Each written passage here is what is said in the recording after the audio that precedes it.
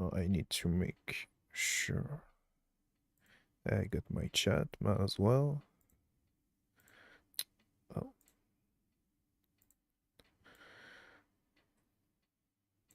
Okay.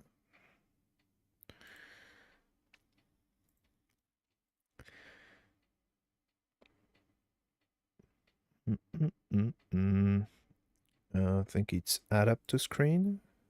Nope.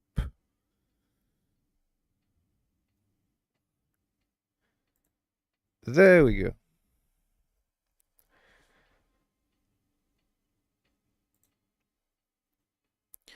So today we're doing an exercise that I haven't been doing in a long time. We commenting.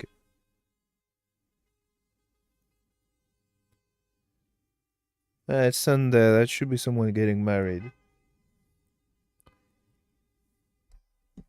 Now I wonder if you can hear the car. Normally I have some audio filter applied, but I still have to test them. Well, anyway, as I was saying, we're watching a commented playthrough of Shining Soul 2 by, sorry, Hayastantzi92.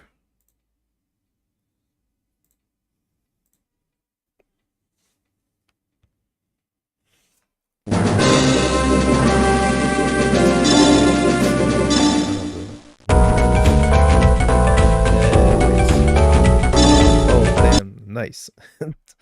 I have everything. My computer is already going crazy just because I went full screen to windowed.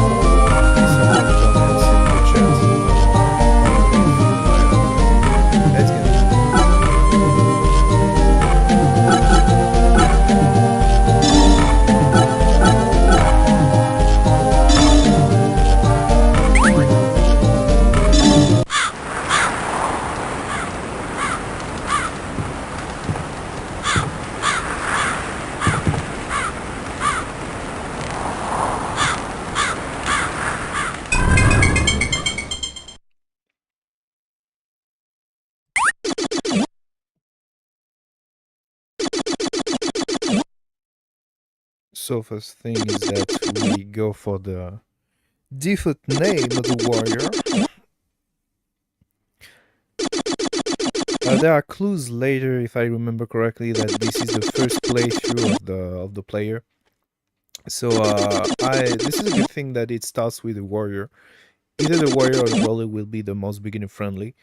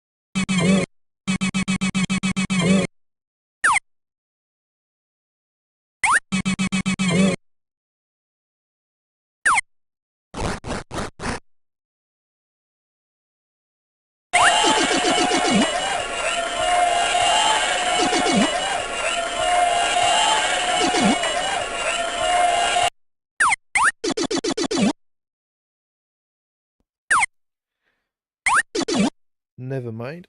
I forgot to reactivate my Mac. So I would say that breaking soldiers is okay if you use it, but it's not necessary to be for the first few levels to your weapons. It gives you slightly more time, but not that much because starting weapons don't have that much base stats. It's 10% per skill level of the base damage. So I would say, especially as a warrior, better invest into your skill because you got armor up that brings so much value. And depending on your investment into vitality to increase your HP, efficacy is also extremely good, especially in the beginning. I would say that if you got the first 2 levels, you're doubling the healing rate of your item. That makes herbs really powerful. Better than, well, about the same as healing drops for other characters. So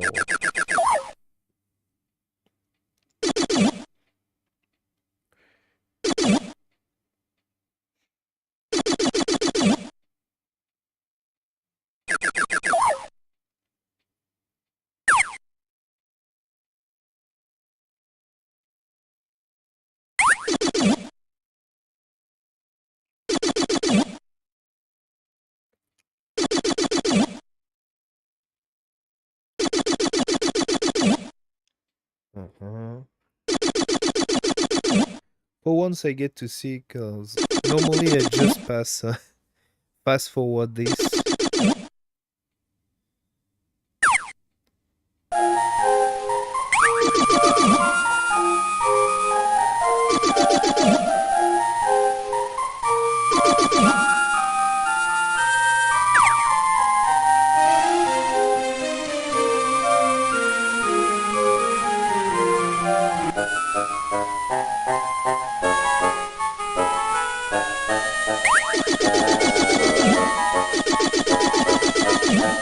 I'm starting to wonder if the audio is not already too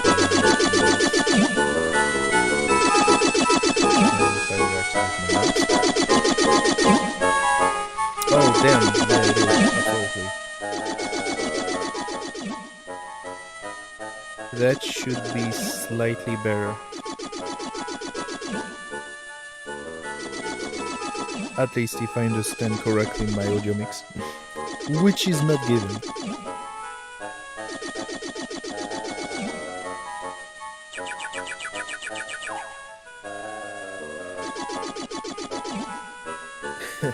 You worry too much. I don't know. I would say that they don't worry enough. Because she faced sacrificed, freezing to death, and getting captured again by demons. So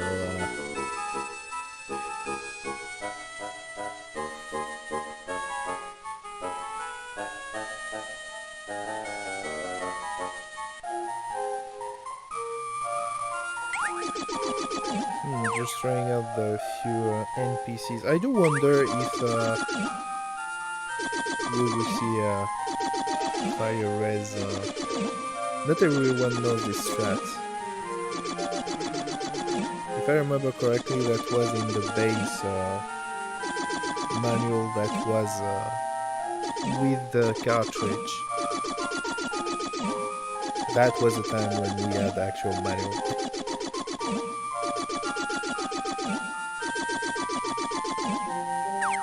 Okay, that... Aha! Okay. Well, just for once. You can go about up to 10. But anyway. Going for actual X1.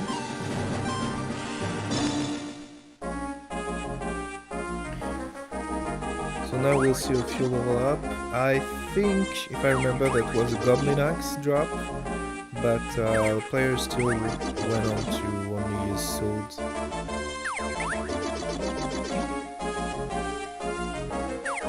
Which is kind of the best weapon for normal attack. arguably maybe with the axe that has a higher raw power, but it's perfectly doable to just use the 3 weapons at a time.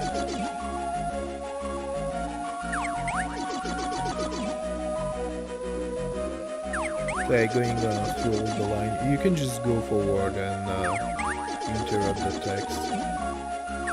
My axe first for blood, yeah. Good axe, isn't it? It's a good weapon to have in the beginning.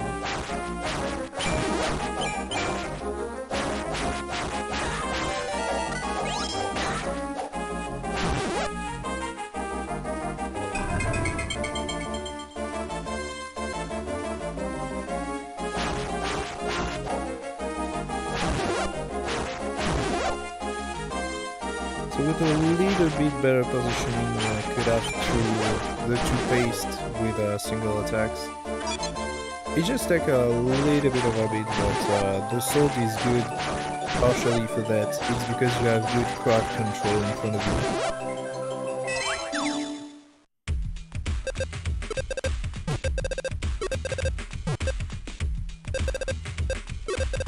you. Yeah, so there's no point in putting the 3 into your item slot if you know how it's used. Okay. So I've seen pretty much everybody doing this kind of investment, going for the same investment in level up of 1, 1 and 2 in another stat. You can just do 4 in strength if you feel like you have enough of the others. It's fine. And if I remember correctly again, the player will have a tendency to invest in a lot of dexterity, which wouldn't be a bad thing if it was a normal attack heavy build, but this is also going to be with some charge attacks, which mitigates the need to have dexterity.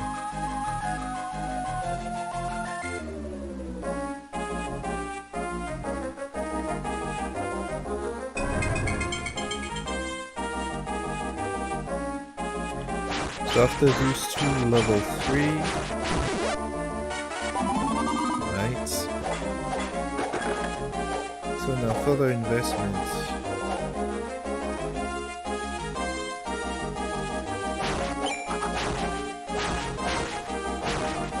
Waiting game.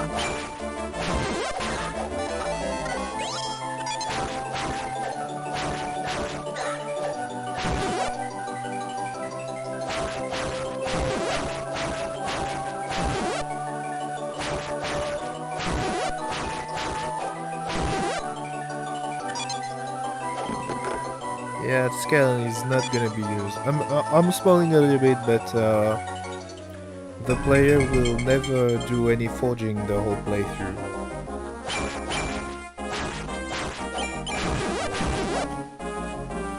And there's the Goblin Axe, but it's not gonna get used. Which is too bad because it's just level 1. Strength, still no investment into intel, but that's gonna come up later. Now dexterity for the first 2 level, if I'm including the side dungeon and Mammoth Skulls as well, you just need 12. Except for the only exception is the lightning. Is it lightning paste or thunder paste? Well, the yellow paste in the boss fight of the well. So there was a chest in the bottom. In the end of the day, that's just a wood chest, but when you're just starting your character, it's good to have all the chests.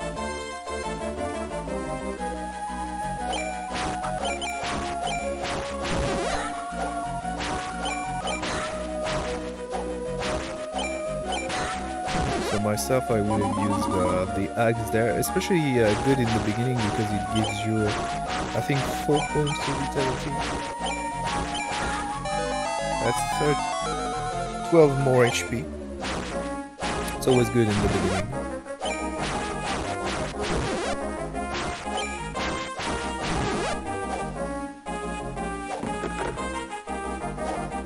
Well, one thing that the game doesn't advertise properly is that you can get enough skill points to master all but one skill, so yeah, that was silver chest on the left. So it's true that when you come up to this game, and I'm gonna guess it's the same as in the other game when you invest into your skills, you might think that you need to be cautious into not spreading out too much your skill points investment.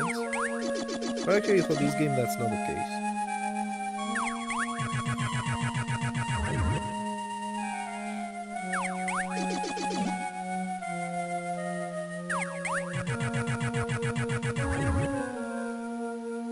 Casually talking about sacrifice. But yet again, that's not every day that I see those dialogue lines. I just tend to rush nowadays.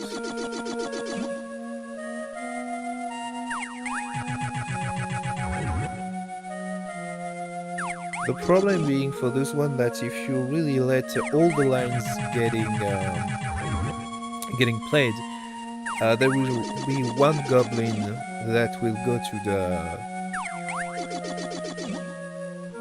staircase, I don't remember how it's said, to the furniture, and we'll say, what? I thought there was a key, but actually there's just one candy, and then you don't have the prison key, you have to do the dungeon again.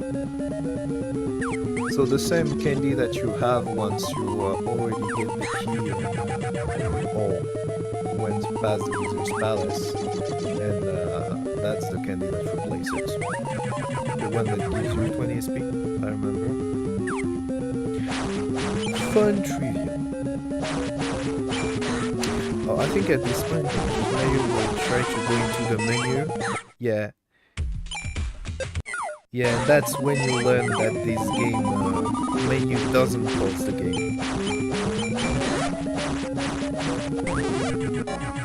Which I actually think is a very important part of action games. So I'm grateful for more modern games like No Rest for the Wicked for having it. So there we go, about 20 decks, that's enough to get you up to Wizard's Palace. Now of course, as I was saying in the beginning, you don't need that much investment into weapon skill, but that's not a bad thing. It's just that it's better to get a balance between offense and defense. And when you invest as a Dragonaut or as a warrior into armor up, you have far better value than investing into your weapon skill that gives you a little bit more attack. Because the way to get more attack is just investing into strength or getting better weapons anyway. So until you get level 1 or 2 weapon, you won't really feel that much difference from increasing your weapon skill. That's also the reason why I think that it's perfectly acceptable, even as a warrior that has 3 weapons, to invest into each and every one of them. Especially if you get lucky and get a Goblin Axe. Even more so if you get extra lucky and get a Red Axe. But that's another matter. Goblin Axe is already pretty powerful.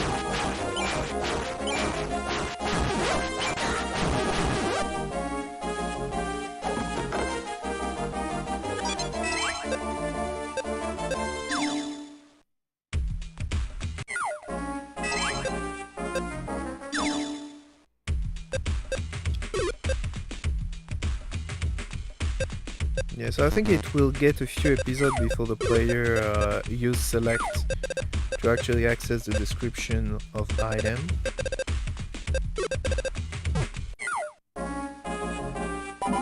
With the issue, description gives a clue that this is to be given to an NPC.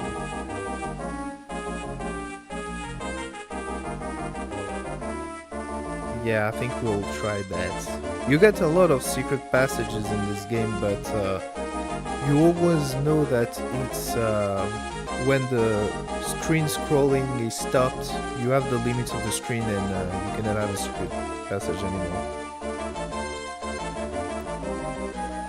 Some of them are very well eaten.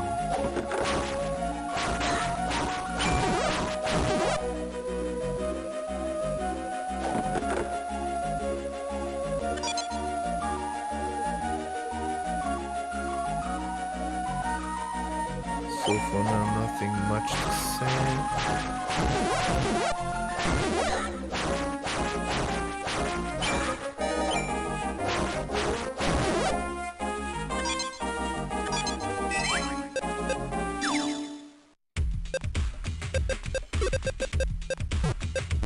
Of course, there will already be one armor, but I think that's the clock.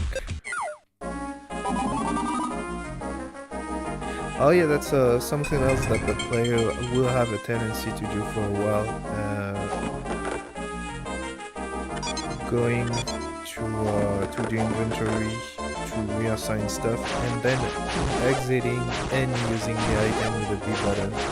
When you can just do it from your inventory, that's just a one-time.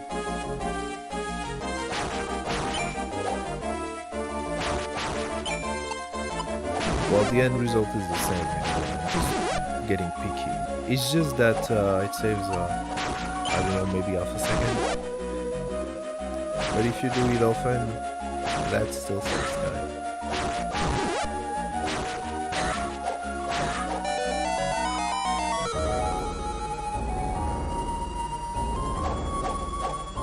You just need to go between the bushes and the tree.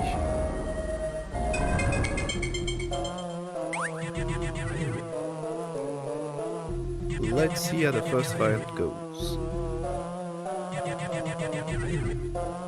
Not difficult at all once you get the gist of it, but the first time might get bonked by Gogovich.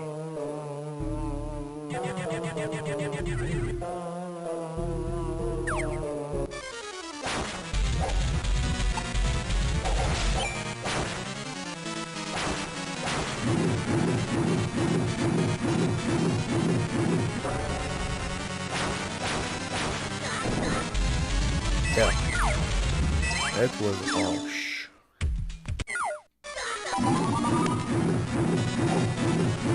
Yeah, that's another thing. If you want to check your item, just press R once. That will display your currently equipped item without having to go into your inventory.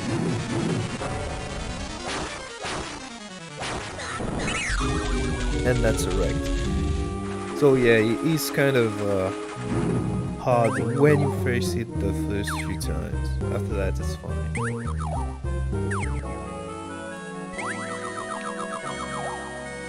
But that's when it would have served to have efficacy at least level 1, because that's an increase of 30%, so that's 42 HP, I think.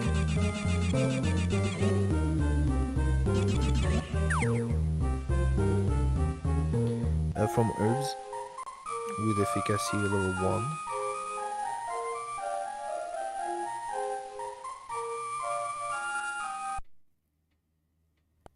1. Next episode.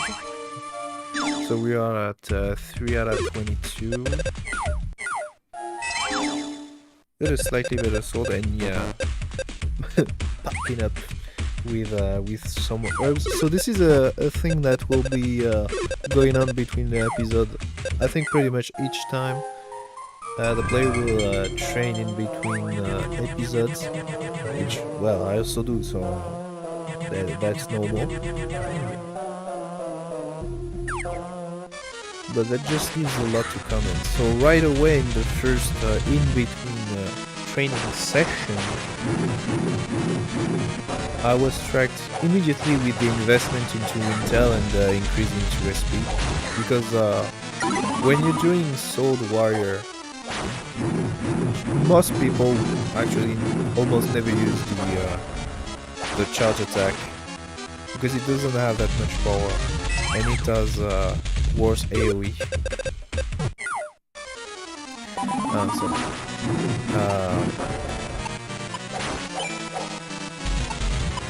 The player for now doesn't use the air button to switch between items, which I think it will take a lot of time for him.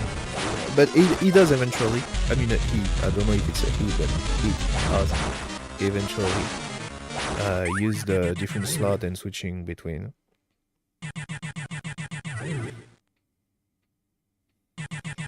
So of course that's easier when you have better stats. Now what I didn't saw was the investment into status skill points. Sorry. I'm gonna guess as far as status points go, there's also some more into dexterity.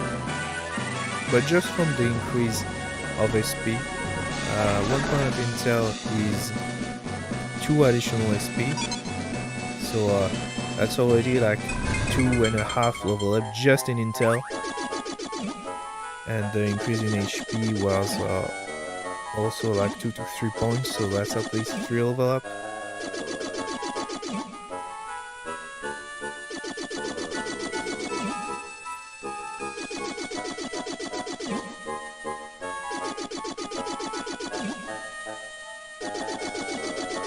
Unfortunately, we won't see, at least before a very long time, the early college as well.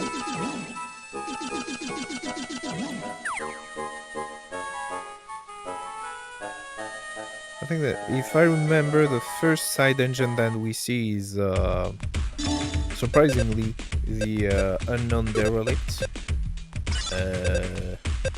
I don't know why you would do that.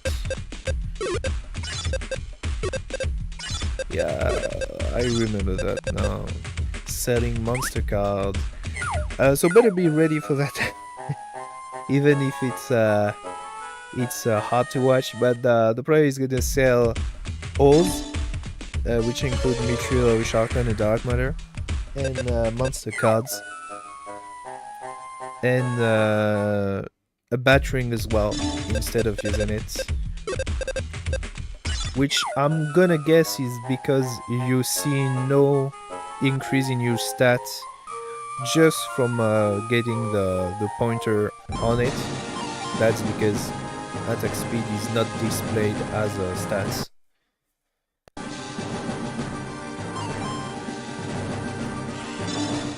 Still sad, but I do understand why it happened. So I had another few points, and again further investing into intel, which wouldn't be that much of a problem if the player were using a little more axe when there's enough enemies, or would mostly use spears, which is better in the charge attack department. But well, I think you're gonna see it in the amount of SP getting regen. It's quite overkill. But it's a safe play, of course, when you try out a new game, to go for a flat investment instead of min-maxing.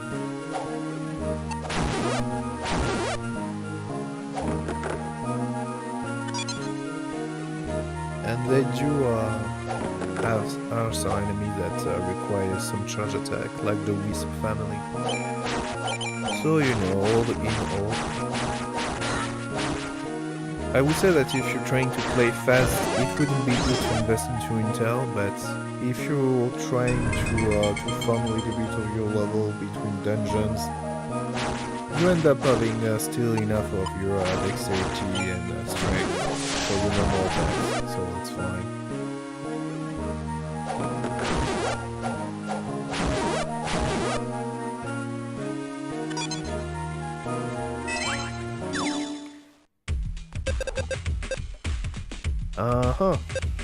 But I see that the player already farmed a little bit into the giant's graveyard to have one skeletal soul.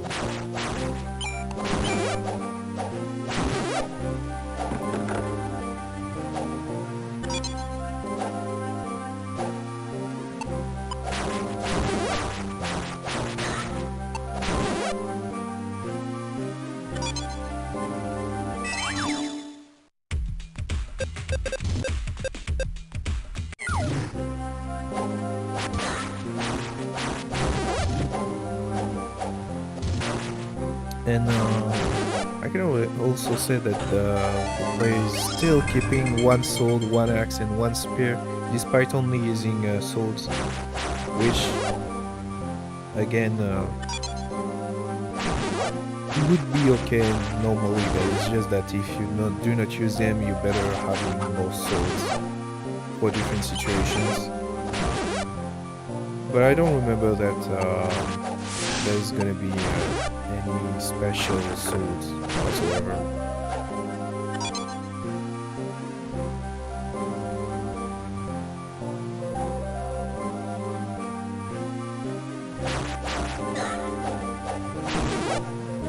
If you really feel lucky, you could farm into the giant's graveyard to have the cold sword, which is a skeletal sword with an ice effect.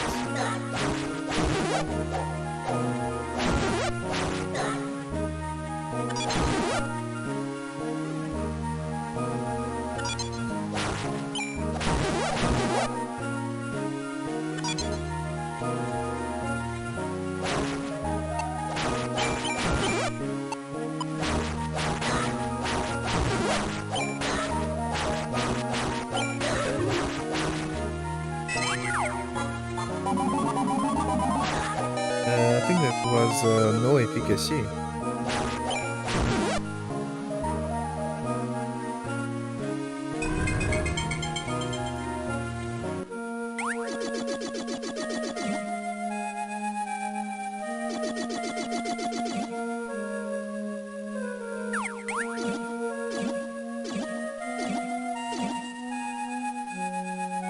So if I remember correctly, again, always into the condition, the player won't have broken sword, but just barely. So it's gonna be the next episode.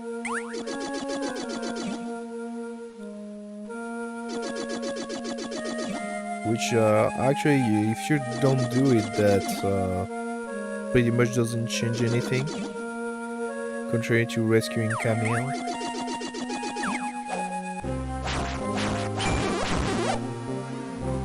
The only thing that, two things that would change would be the end screen with the photo, and Bucken just staying in there and doing nothing. If at least you get a reward for rescuing it, but no. Drew's an adventurer but doesn't have anything on him, except that he has a giant backpack, but give us nothing for literally saving his soul. What can he do?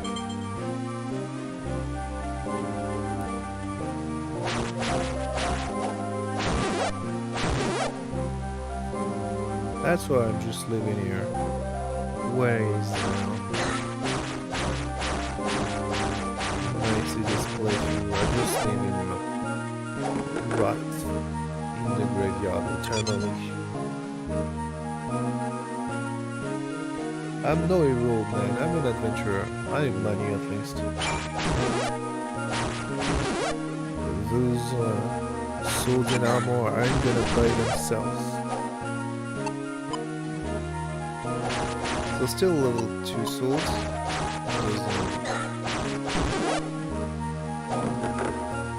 That means that the additional skill points went somewhere else.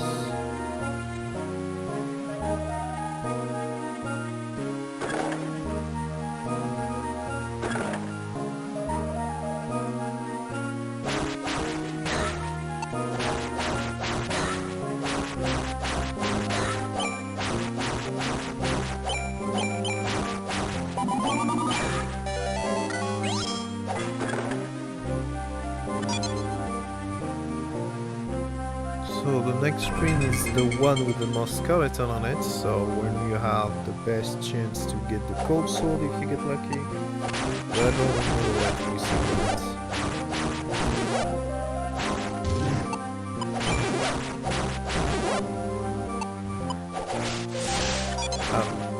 A little bit of wall hack. I think that a lot of players discovered that you could do that in there. Either there or through probably the first the pace that you encounter in the second screen on the main fort when there's 3 of them and you can attack them through the wall. I'm wondering that.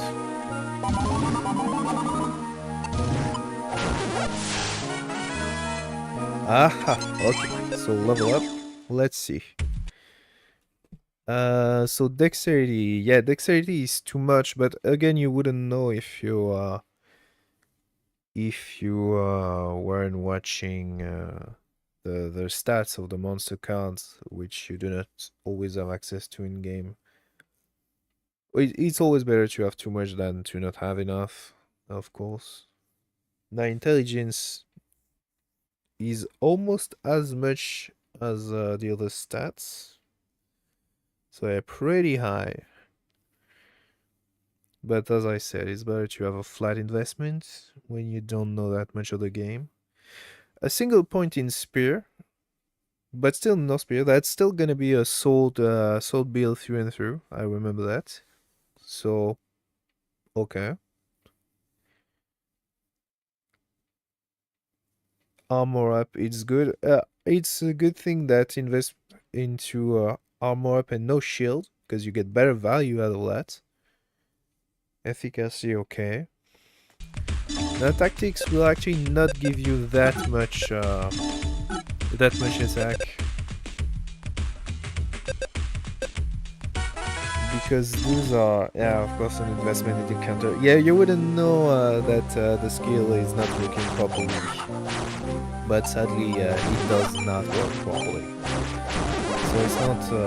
I would say that if you want to invest in it, to do it, to activate it sometimes, or you have missed attack that have the yellow on screen, you can do up to 3 points in that, putting it level 2, but that's the max. If you invest further, that's a waste.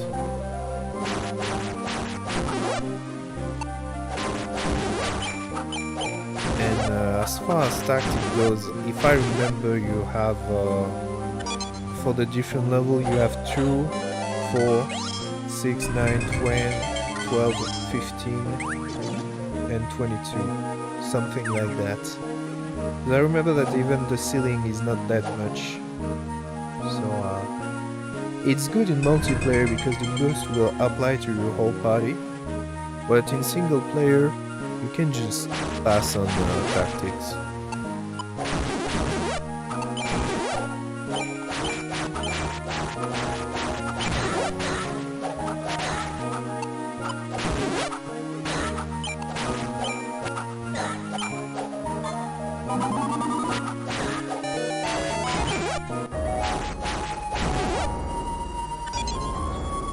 So let's see. Other giants. I think is Grove Giant. I think that's the name of the boss. The Grove Giant, yeah. Again, this one is easy once you have the habit, but when you don't, you're gonna get destroyed. I remember that it took me a few tries before I was able to evade properly the rocks.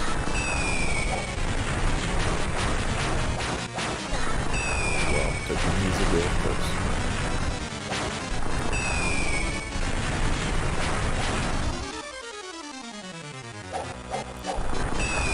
It's almost like the dev wanted to teach you eat and run tactics. Which I don't know, maybe it is.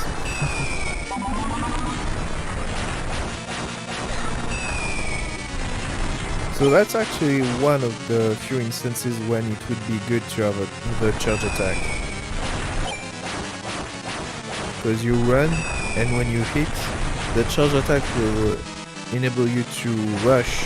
Well, it acts as a dash, so you can have a slightly better shot from your charge attack, a slightly better shot if you're fast enough with the normal hit after the charge attack is stronger, and then because you have a little more time because of the dash, you got another attack. So actually against bosses you got a boost in offense, alright.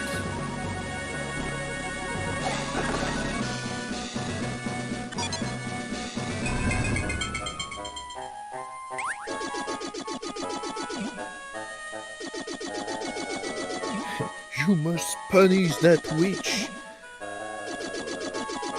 Fun fact, wizards are a type of common enemy that you find into Shining Force game. I think in Shining Force 3 specifically, but to be checked. But I remember that this is an enemy, common enemy type, which have more or less the same face than wizards in this game once transformed.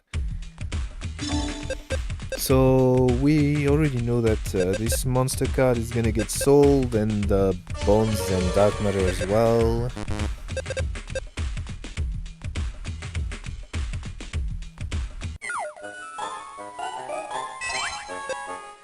Which, as far as dark matter and myth 3 goes, I think that's not too bad actually for the warrior. It doesn't really benefit like a very powerful equipment from that. And for reshot, I would have identified that, but whatever. But I think that very late, so there we go. Very late, the player will sell Ori shotgun that could be of higher at the limit of grade 1 and grade 2. Which that, on the other hand, that's your ticket to grab the very powerful Soul Blade. And having HP drain weapon is not easy in this game. So the Soul Blade being a sure way to get one with a shotgun grade 2. And in the end of the day, if you know, well, you wouldn't know as a new player of course, but if you know that the value of grade 0 or late game, should always stash it. Well, put it in the bank, should I say.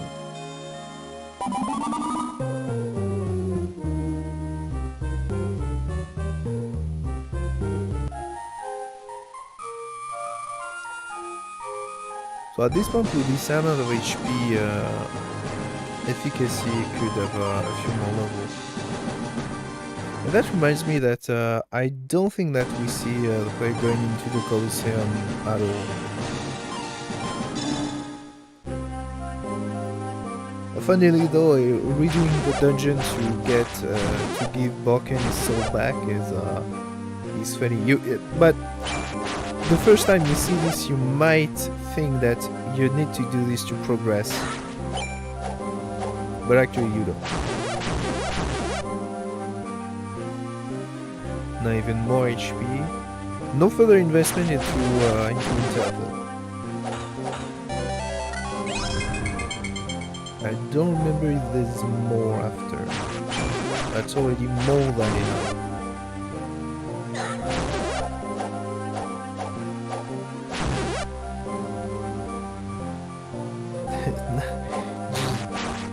Just boycotting the chests, I see. You never know. You might have some unidentified item with a very powerful enchantment on that, if you get lucky.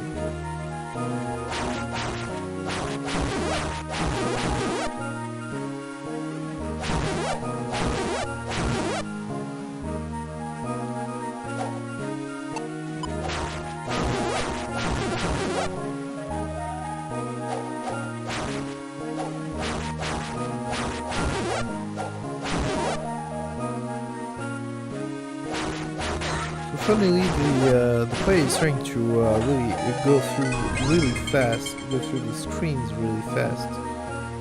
But I could have actually just, on the previous one, go directly for the tomb and not killing a single enemy.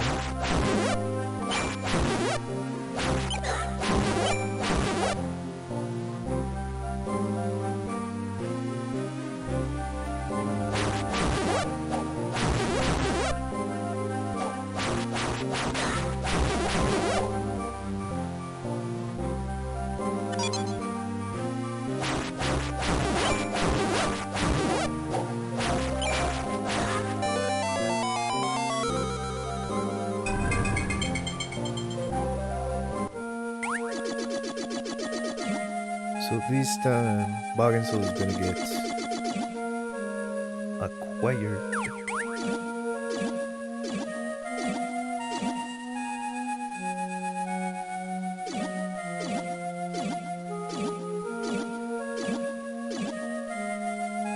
Another trivia is that if you wait for a long time, but like very long, I think you need to stay idle for like 10 minutes or so. The one of the mummy will turn around you, to face you, turn around to face you. Sorry, and that's all. They were supposed to have additional dialogue lines. It's believed that it's a remnant of an event that has been scrapped from the game.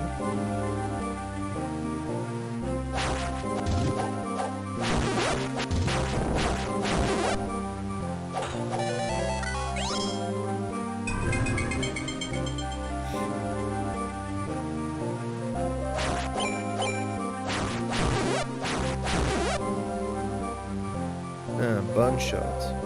I remember thinking at this occasion that if you could disassemble some weapons and you get bones from that to transform into bone armor, this is actually a good way to farm it.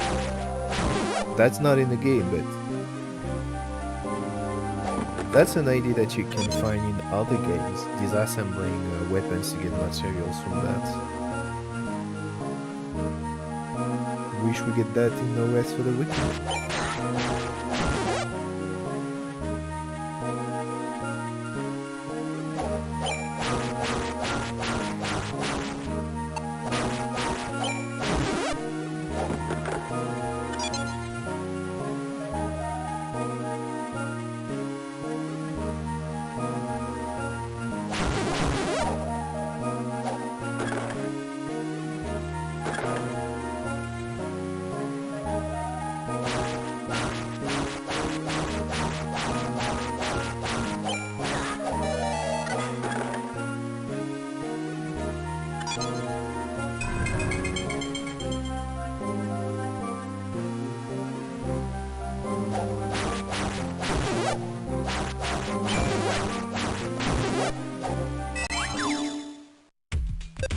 Yeah, you can still, I was gonna say, you can still get shot through the tombs by these guys.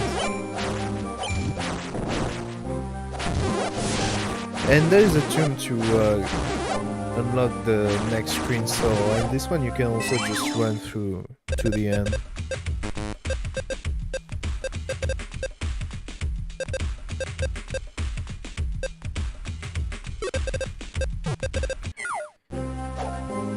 I don't know if we will see maybe Midnight getting drop or anything. I'm guessing that because if I remember, well, again I'm saying that a lot, but yeah, I watched through the episodes and then I'm going back to it now. The player won't be using the item throw. So it will be yet another episode before we see Buck and Soul getting launched on Buck.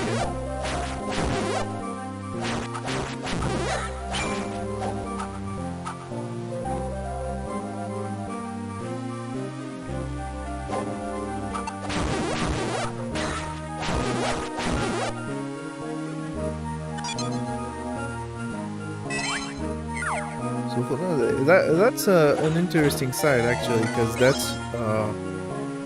that's all understanding. I don't want to say mistake, but something that you need to learn the first time you go into the game, and everything makes sense when you think about it, but it's still a weird sight to see after playing the game so much, which I'd imagine is kind of the same thing for any kind of game you're experienced with. So yeah, there, no item throw.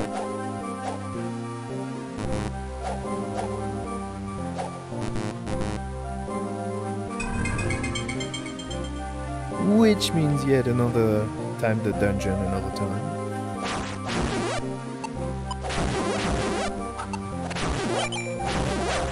But that signals a good thing is that the player in question did went through the game without looking for a solution. Still a skeletal sword. Interesting.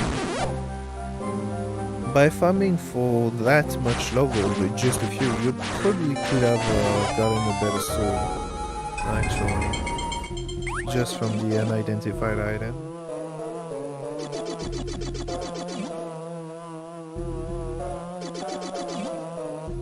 Which is still only considering the swords, of course, but there are also axes and spears. But yet again, they're not gonna get used into this playthrough.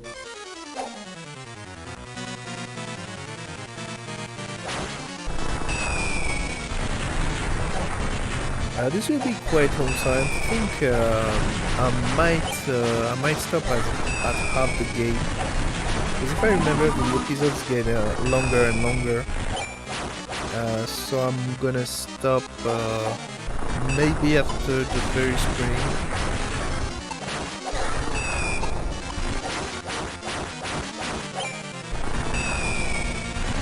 And we'll come in the rest another time.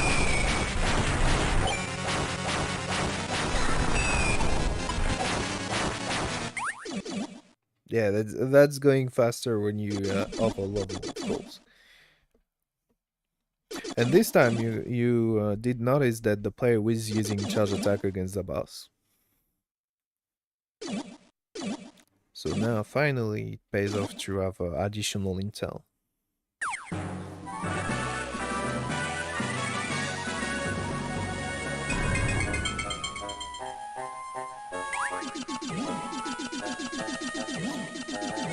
You have become stronger than I expected, he says.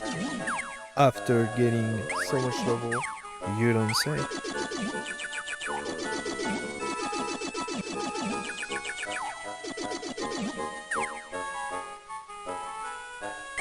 I would be curious as to what is the absolute minimal level to go through the game. There is a tool-assisted speedrun that doesn't use any skill investment and stuff, but only use one single grenade getting item dumped, glitched into enemies to pass. So I would be surprised what is the end level of this playthrough.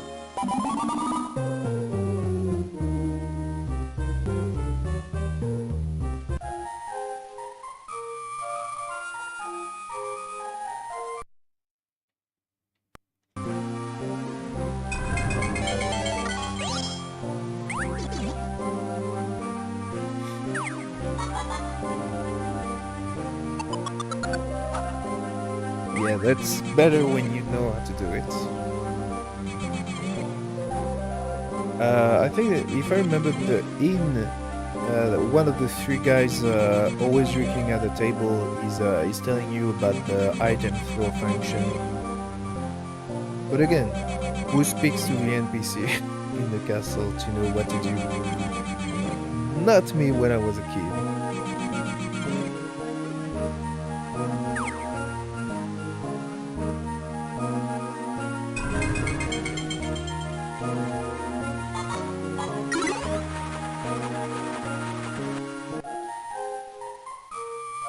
Getting the air trigger to switch between items. That's yet another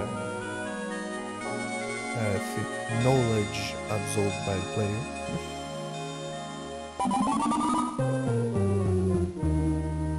Which is particular enough that you don't find this kind of thing into all action RPGs, switching weapons or item or shields or whatever in mid-combat. And yeah, I remember that. Full battering. So this one is better than all the accessories that the player will have after, because it will just be small stat increase into attack or dexterity for this one, the middle ring. The battering giving attack speed would have been better, especially with the sword, but yet again, you wouldn't know if you don't watch if you don't read the description.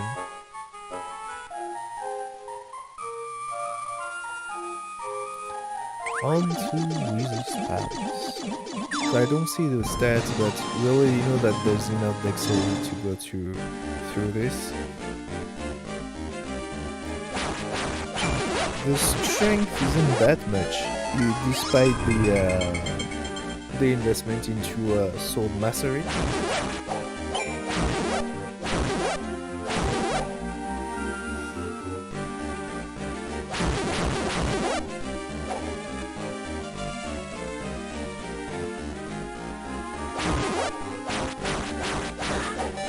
Actually, it would make more sense to just stop after Wizard's Palace now that I think about it. Because that's actually the first part of the game. Then the second part is just the next two dungeons going to the new continent. And then the 5 next dungeons are the third part of the game. And the final part being Chaos Fight.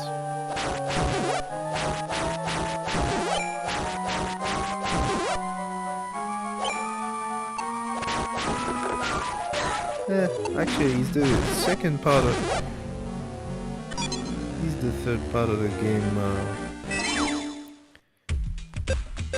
Does that include rescuing Camille? Yeah, I should do a poll seeing how the fan base is cutting the different acts of the game.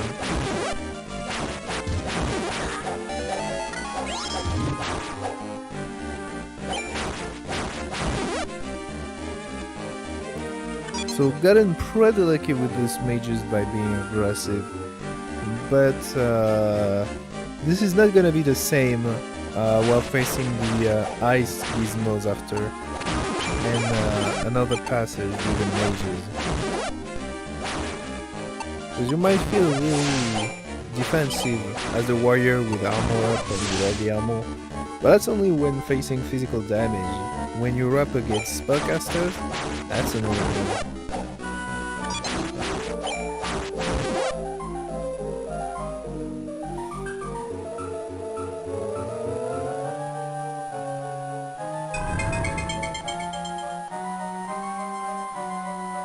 Now I do wonder if the player will have to come back with the prison key,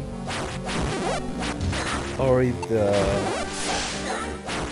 Goblin Fort was made multiple times and the Goblin key was acquired.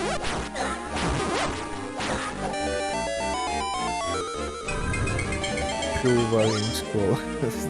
It's just money lying around. If you don't want to use them, which is fine because they get more value as you wait, you can just again bank those varying scrolls.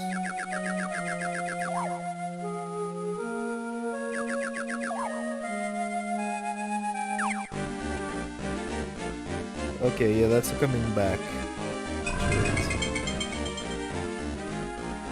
But what I think will happen is that the player will go through the dungeon, defeat Wizari, and then come back to save Camille. Which is fine. If you do it this way or the other way, that doesn't change anything. You still unlock the rest of the game.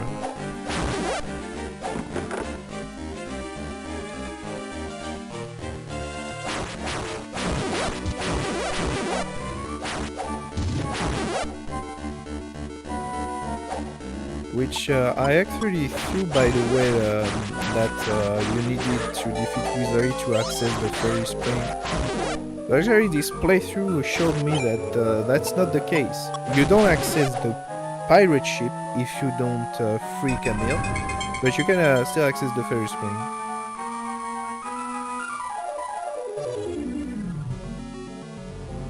Hey, secret passage. Yeah, you need to go through the portrait on the bottom of the screen. This is the dungeon when you start to have hidden passages that are easy to miss, and there will be a few by the players. which some of them, there's a little part on the border of the screen that hints to the passage. Some of them are just, you wouldn't know if you didn't search every corner.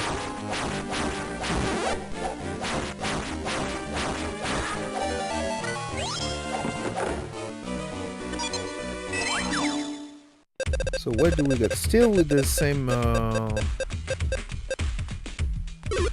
kind of item.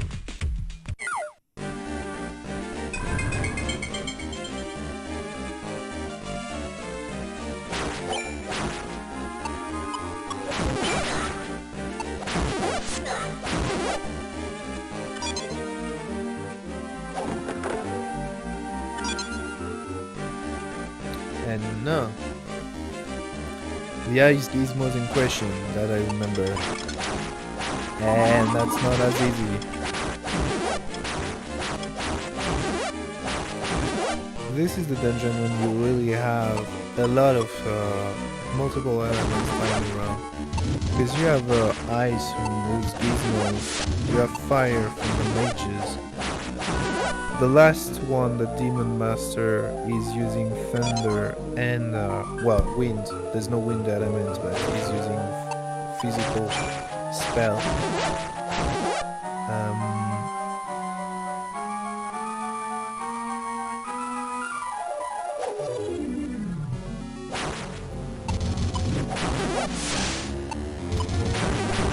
Yeah, despite being a witch and everything, usually doesn't have that element. She's neutral.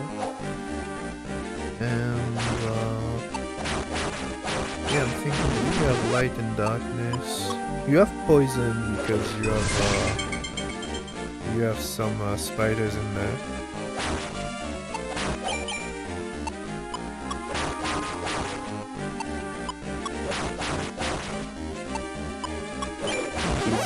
This dungeon is basically the wannabe Chaos Castle.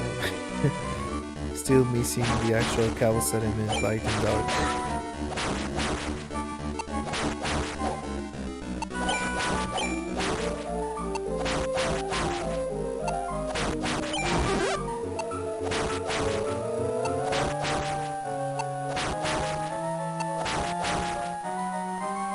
And this is the few times in this playthrough when you might feel like you don't have enough intel.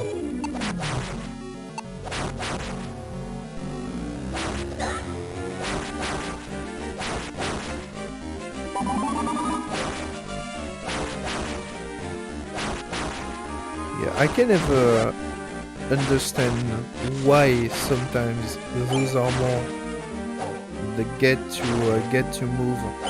And most of the time, even as you hit them, they are just sitting ducks. I mean, they attack you if you get in range, but they do not chase after you. And sometimes, all of a sudden, for whatever reason, they do. We'll never know if this was an intentional behavior or not.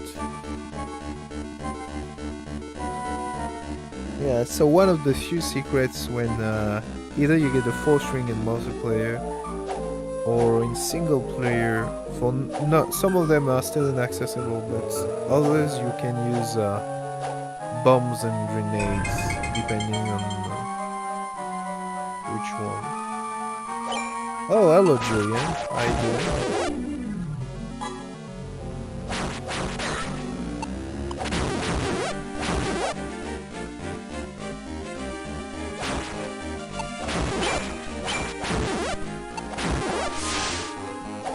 By the way, I checked out the game you've talked about, not the one on PC, but Elementix, I don't remember the name exactly, but the one on the GBA. Now I don't understand the dialogues at all, because it's in Japanese, but I somehow managed to get through stage 3.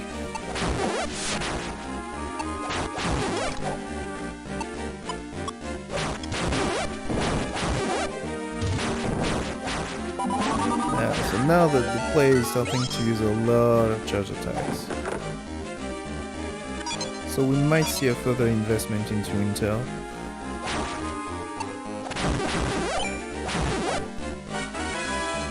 Aha! Level up, that's my time. So, strength is kinda low at this level. So level 3, that's yeah, that's to be expected. Further investment into tactics. Yeah, if investing into a lot of the sword mastery, it's better to just put everything into your weapon skill than invest into tactics. You'll get more and more attack from that as the weapons gets better. Mm.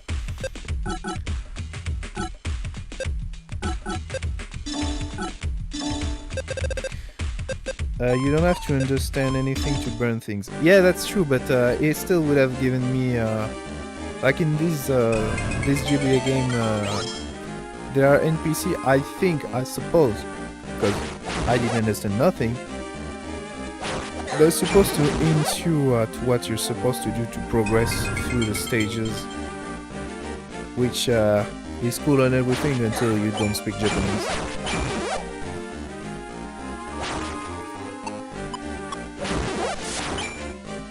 And I would like actually to learn Japanese, but what I miss is the patience for that, because managing to talk Japanese seems to be doable, but managing to read it, that's another matter. But I did like the fact that the gameplay was simple but fun. It's pretty much like a GBA version of a Magic Golden Axe.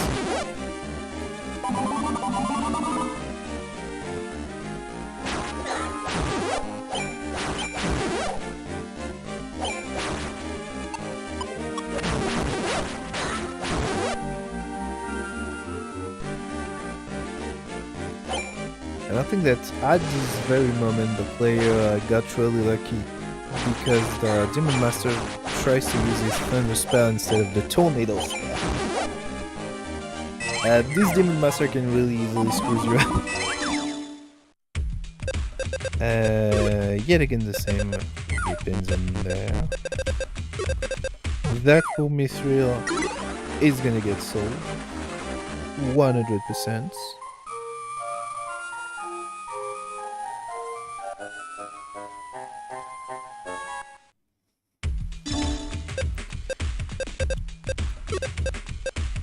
Yeah, I don't know why not checking anything, but actually for a split second that that leather helmet was just better defense, so might as well put it on.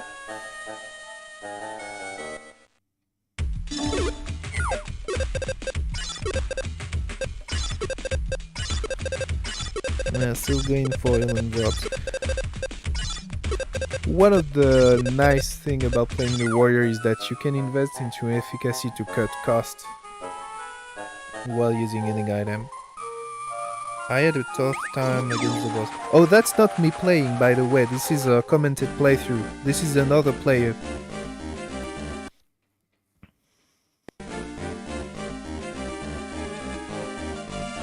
Yeah, the squid is pretty tough.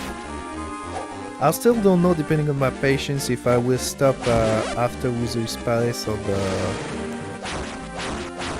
or after the Robert's pirate ship. But yeah, the squid is pretty. It's a pretty unfair fight, because the tentacle strikes at random places as well.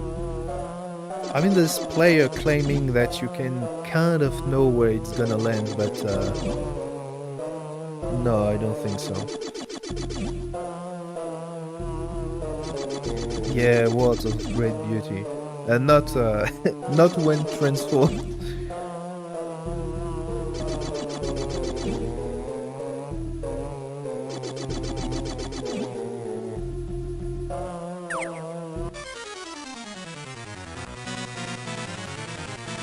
So if I remember this fight, the player is gonna go for the guards, which I think is always the correct way, because once you don't have the guard to pester you, wizards is an easy work.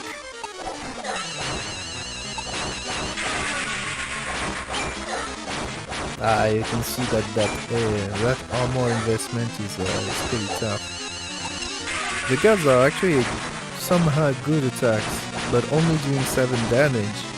That's nice defense. And there are some visual effects that do not appear on screen. I don't know if it comes from ROM or from the recording app. Well, as I thought, that went swiftly. Wizard is not the most difficult fight when you have enough stats.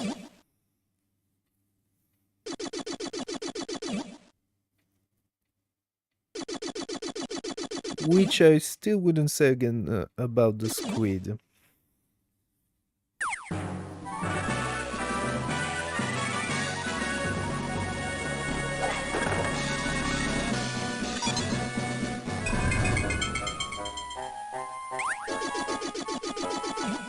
Yes, I think they're gonna hint Camille and also, well, Gobovich, Camille, and the king and the queen hints you to when getting the goblin key. I think it's a good thing that the dev makes sure that you could find it. Because remember that poor kids at this game.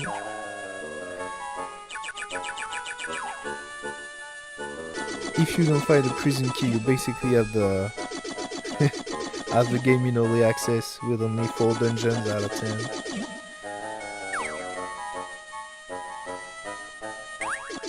So there you go. That was the moment when I was the most surprised from this playthrough, learning that you actually have access to the fairy spring, despite Camille still being detailed in the palace.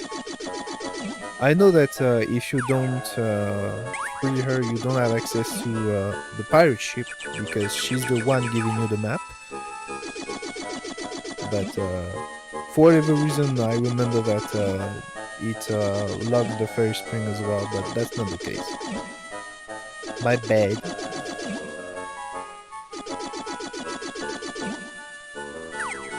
Yeah, I'm sorry to burden you.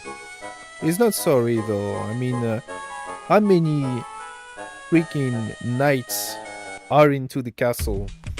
They could have went into our place. In our place. That's how we saw.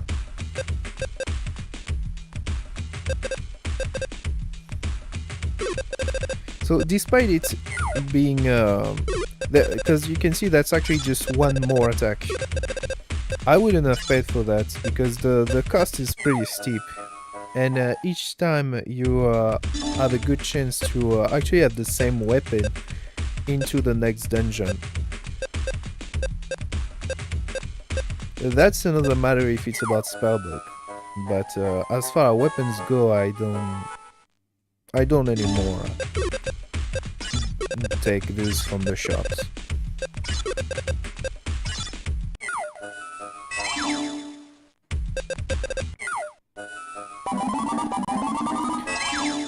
My cheap ass would have just went into the inn, talked to Angela to regen.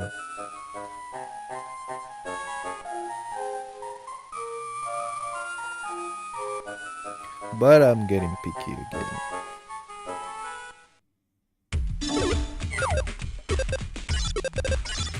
Another reason to go into the bank is to put your gold bag in there.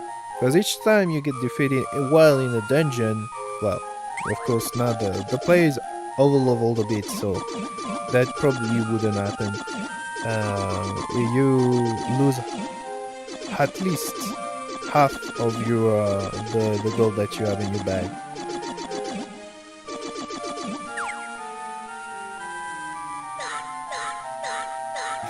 Yeah, that might be too late, because that depends on the yeah, 9. No, you probably already getting the most out of this fake fire pit.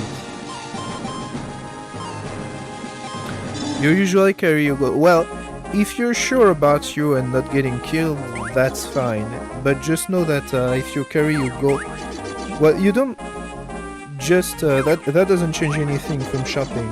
Because if you put your money into the bank and you go shopping, the shop take your money directly from the bank. So it's just that you are safe guarding your gold. When you're over level, it doesn't matter anymore anyway.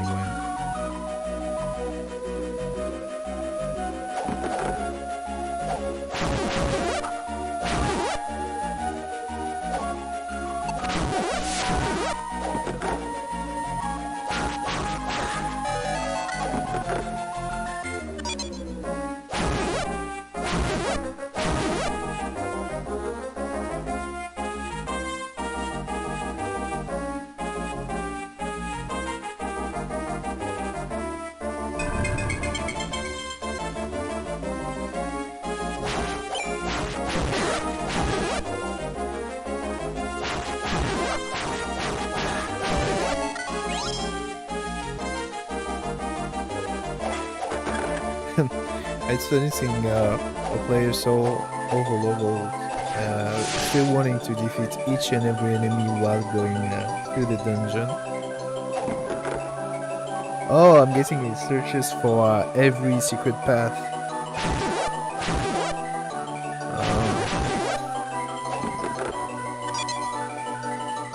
Well, I guess someday I could do sort of a guide through for the secret path or the different dungeons.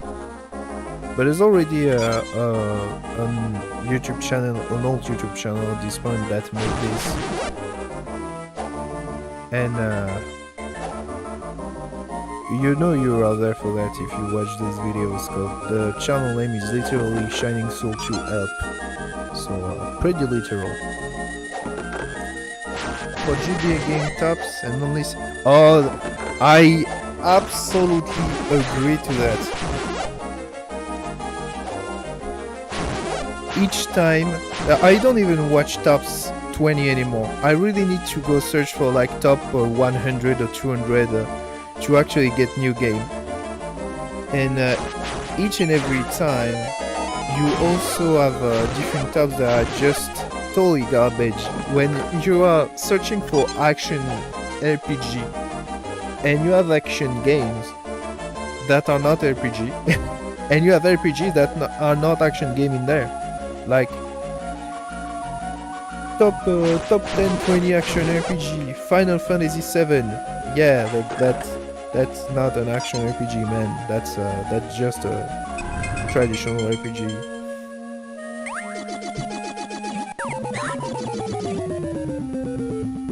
So sometimes it can get difficult to get new games, yeah.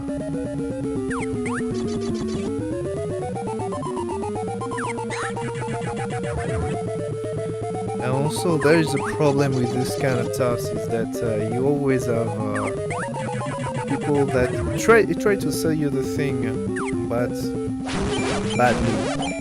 Like for this game Shining Soul 2, there's so many people that saying, yeah, this is the Diablo of the GBA, and well, it doesn't have that much to do with the Diablo game. So yeah, it's kind of sad.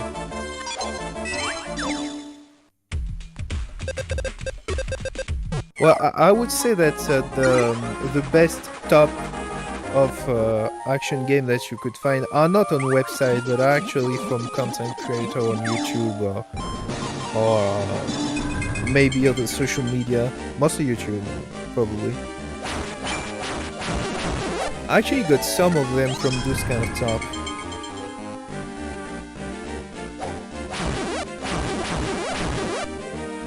Clonoa.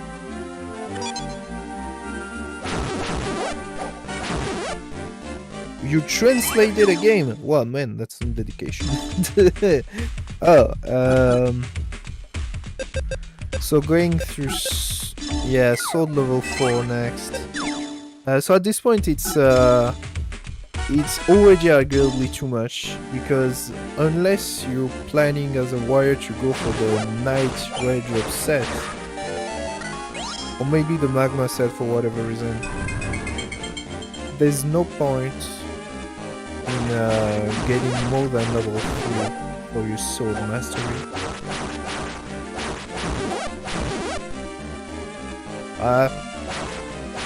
Maybe focus Zanagi from the Coliseum, but as I said, I think that the player won't go into the Coliseum even once. The fans patch it, okay. Well, if there are fans to translate patch a game, that means it's probably good. That's actually kind of interesting. So this is just the player going through some enemies.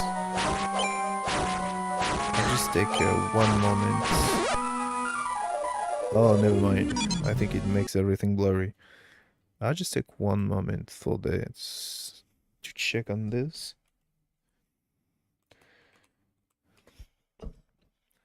Clonoa Empire of Dreams on Game Boy Advance. Okay, I'll check that out.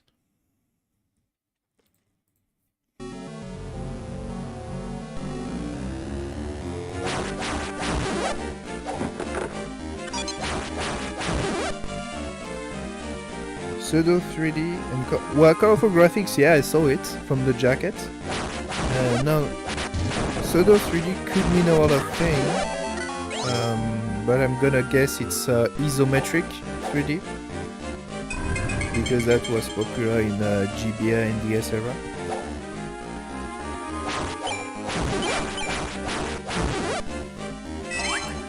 So on this screen, for example, you have 2 secret passages that leads you through chests, and those one you can pass on them.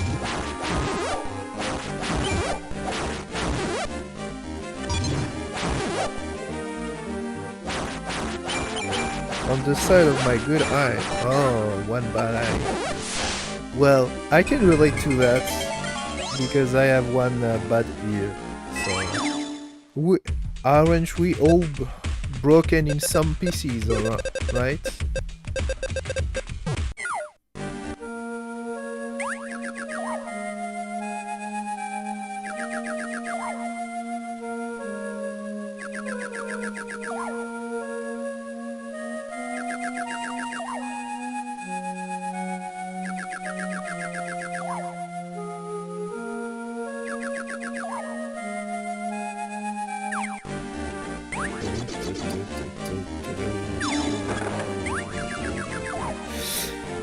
So no side dungeon before the Unknown Derelict, which also means that there's not gonna be Paspalis. I remember that the player will unfortunately not do this quest, and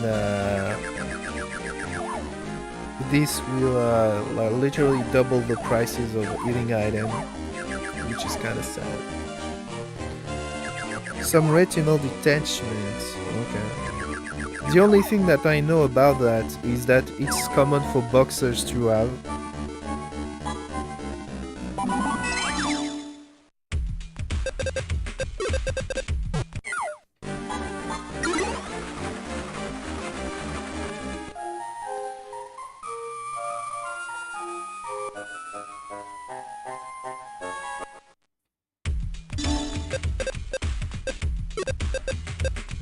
So still with a scimitar.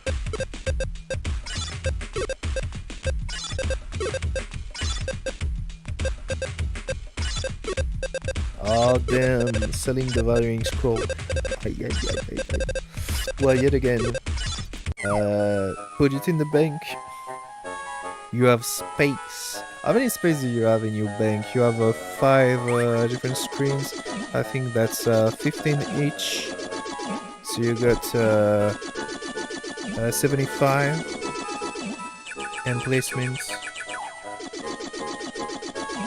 when they did sparring too often, oh dang. That's why in every sport, in every combat sport, when you spar, it needs to be at a certain rhythm. That's something that unfortunately happens too often. Sports should build your body in some ways, different depending on the sports. But people, and especially when they're not fully developed, like they're teenagers, they tend to do too harsh, and instead of building their body, they destroy it. Now, unfortunately, that's also bad habits that come from the more experienced sportsmen that are still getting ingrained in some places. I just hope that this can be fixed in some way after a while. But I have no idea because I'm not familiar with this kind of injury.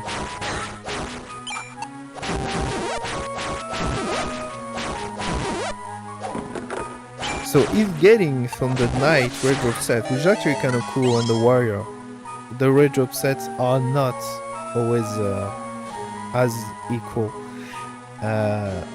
This is where you begin to farm for it. Because from the Hobbit you get the shield. From the knight you get the armor chest and the sword. And I don't remember how you get the helmet.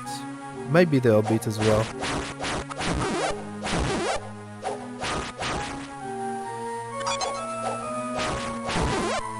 Wrists don't work well, short-term memory, and eyes doesn't work properly. Man, that's quite intense. I hope. Well, I'm not trying to be almighty, but I'm pretty sure that at this point you should stop at least boxing into this gym. Now, I don't know about others, but this one seems brutal, too brutal. Yeah, well, there are many secret chests, but actually they do not have more value than the others. They are just, they are mostly silver chests at least. Some of them are still wood chests, but they are just the same as the other. It's just that in one passage into the dungeon you have more, but they do not have more value, except for the blue chest that you really need to unlock some sort of puzzle to get access to them. Having two eyes is over.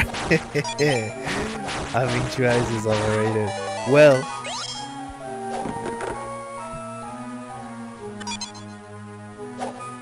it's not about the number of eyes, but what you do with them, I guess you could say.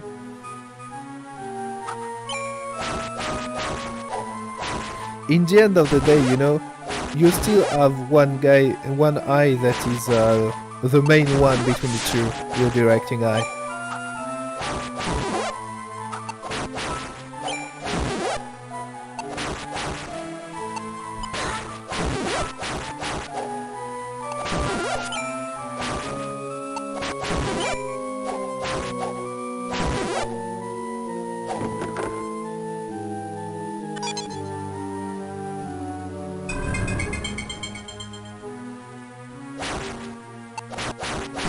Well, everything is going swiftly into this dungeon from sheer stats. And the player is starting to get accustomed to the charge attack, so it's interesting to see a sword charge attack from the warrior, because you do not see that often.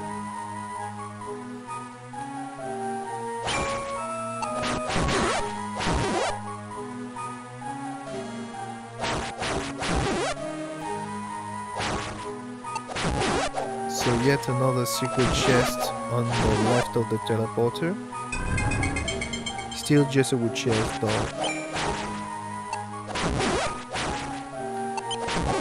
I chose the dragon and regret it. Well, the Dragonaut has one problem. Well, I guess you could say he has two problems. The one being that he's the slowest character. It's just a problem in the beginning. Once you get the habit of it, it's not a problem anymore. But the other problem is that 3 of his skills are debuffs and don't apply to bosses, which makes bossing with him slightly more difficult than with other characters. I think the first playthrough that I did on my channel was with the Dragonaut. Flail and break armor. And I get totally destroyed by the Holy Guardian of Fire because, well, first I rushed through the volcano, and secondly, because break armor doesn't work on bosses. But outside of that, the dragon is the best tank in the game. Arguably. That depends if you... Well, he's the best at resisting attack. But the warrior and the priestess have healing to offset the increased the damage that they would take, so you could argue between the 3 which one is the most defensive.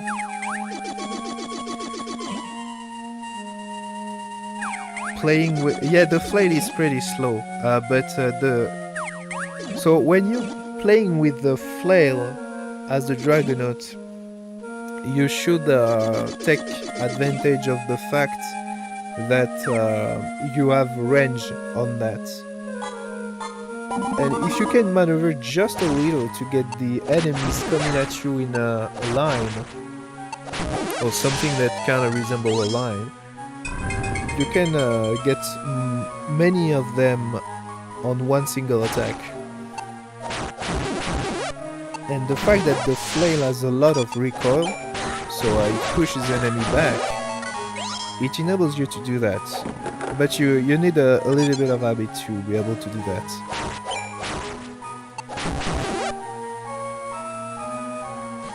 The charge attack on that flail doesn't seem very practical as the Dragonaut, but it's kind of defensive because there's the 2 little swing before the big one.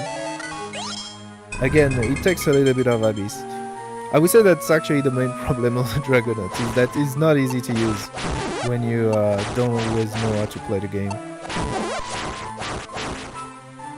He's surprisingly, despite his profile of being the big, slow, heavy warrior, he surprisingly has some fighting tech. Eating and retreating. Yeah, well, eat and run is a part of the game, but if you get your rhythm right, you can go from eat and run to how should I say, to just getting knockbacks on enemies and walking around.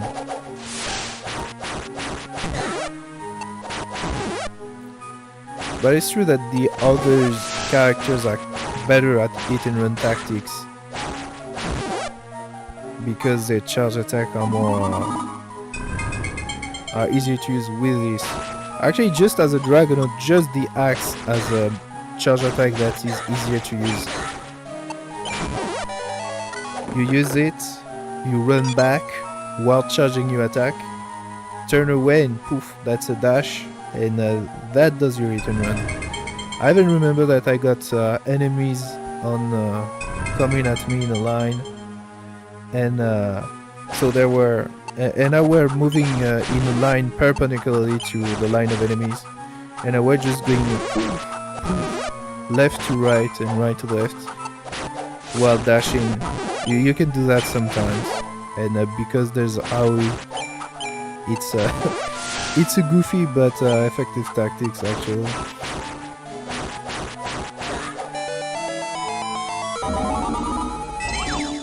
Well, the charge attack on the Dragonaut, the axe one is very effective.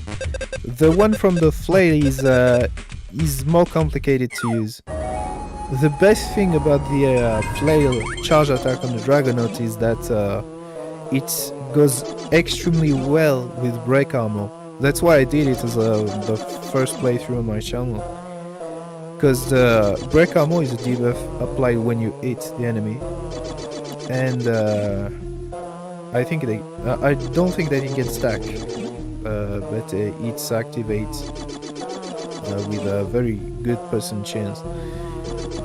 So you have the 2-layer hit of the flare charge attack that activate break armor, and then you got the big bonk that will be at full power.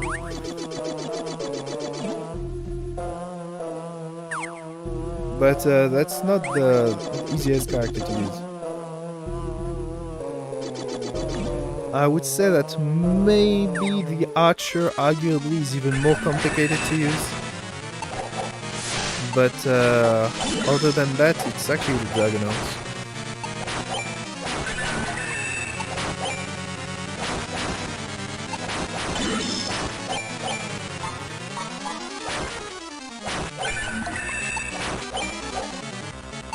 I still have no idea when, but at some point I will do guide for a specific class of characters.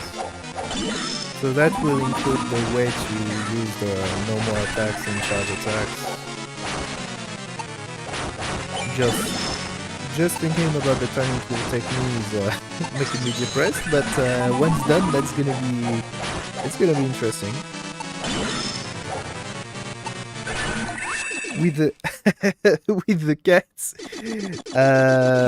I'm guessing that you're thinking about the brawler. He's supposed to be a wolf man, not a cat. But yeah, I guess he kind of resembles a cat. But no, it's supposed to be a wolf. Yeah, he's far better. He's far easier to use. The two most beginner friendly classes are the warrior and the brawler. No question at all.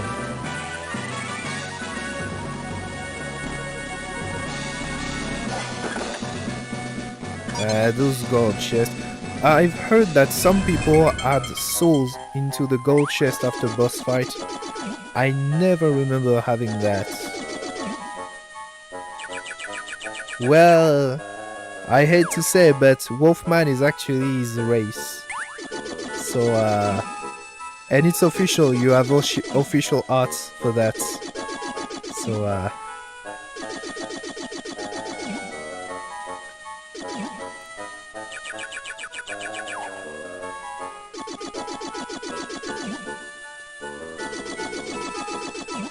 I guess you could. The thing that could make him pass for a cat outside of the sprite is the fact that he has claws. Yeah, I guess what you could. Yeah, why you would think that.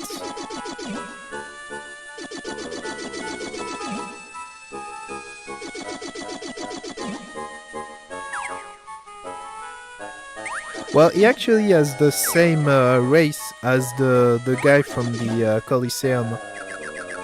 The one with the two big claws. You can more easily see on his sprite when you're talking to him that he's a wolfman. Well, you can say it's a cat all you want, but I know it isn't. If in your heart it's a cat, then for you it's a cat. That's fine. In the end of the day, wolf or cat, it doesn't change the gameplay, right?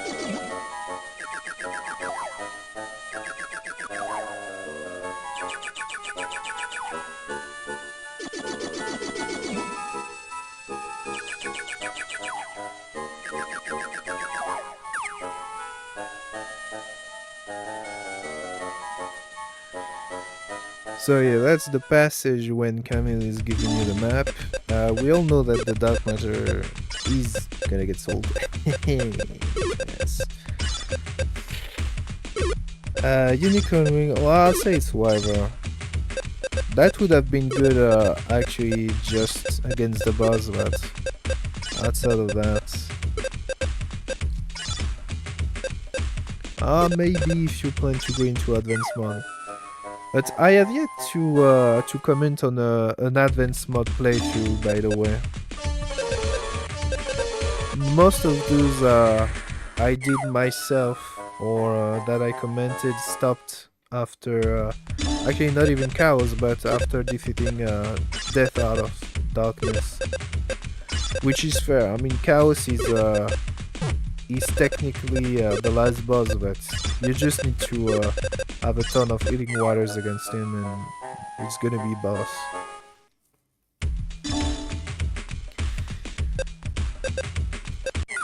Now, if you're willing to use glitch, that apple was actually an infinite money glitch, but that's only if you plan to item up.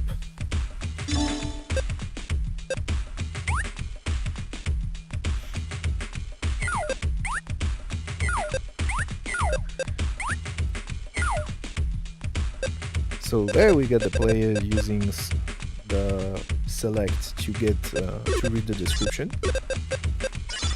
Unfortunately, that doesn't save that pool battering.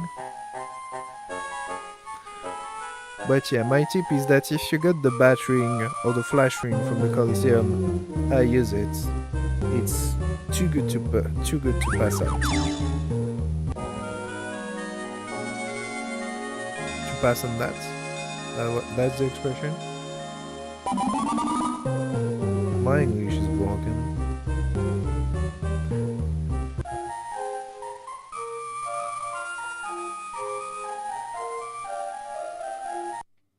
So next episode.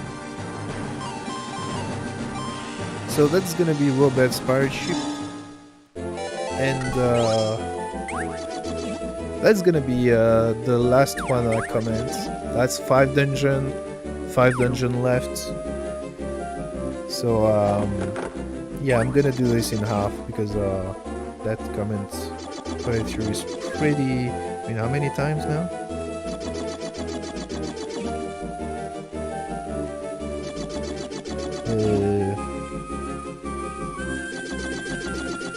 Oh, I do not have the time counts right away.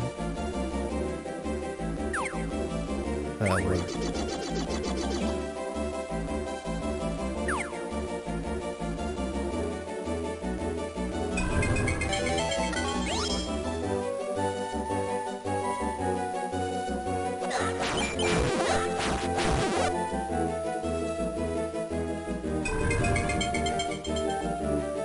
So still no light sword or sword with additional damage against undead, which is rare, but with all the farming, I'd imagine that there was a good chance that player could have acquired a light sword.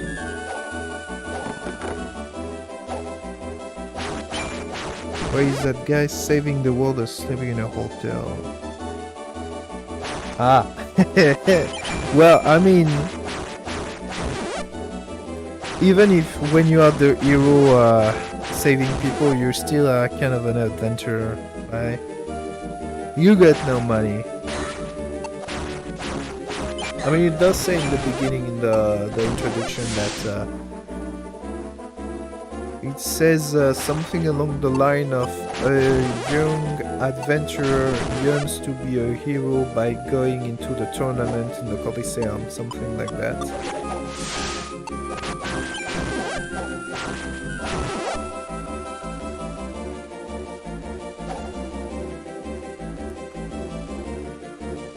And well, it's not too bad because the girl next to you, she's Angela. She's the angel that gets you back to life if you are going down in the dungeon. So you're literally sleeping with a guardian angel watching your sleep. I think that's kind of cool, even if your bed is not the best. No, that beautiful silver chest. Whatever.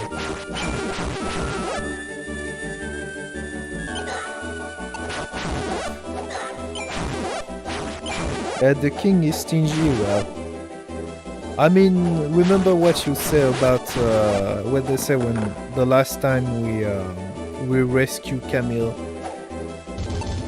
There's even the queen. They are just like, oh, you just almost died for the third time this week. Oh, you're at that age. They just don't care, man. I don't know if they're high on mushroom for the fairy spring or something, but they just don't care.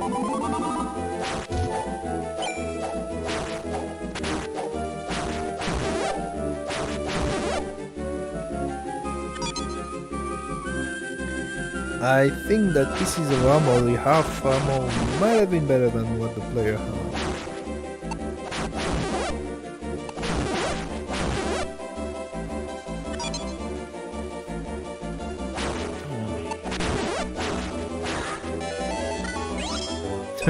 Well, I did talk about having a light sword, but it's not necessary when you have enough attack anyway. I mean, that's the difference between 2-shot and 1-shot still.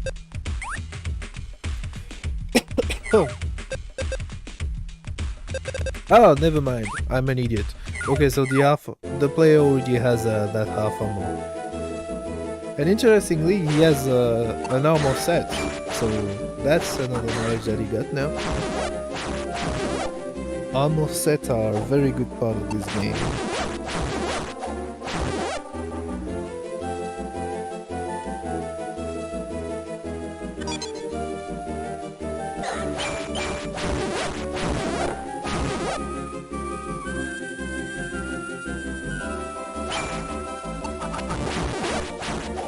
Well, I'm not too worried about the player going through the dungeon now.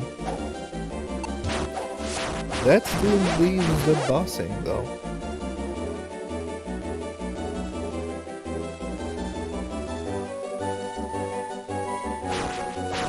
I think we drop FPS from time to time while recording.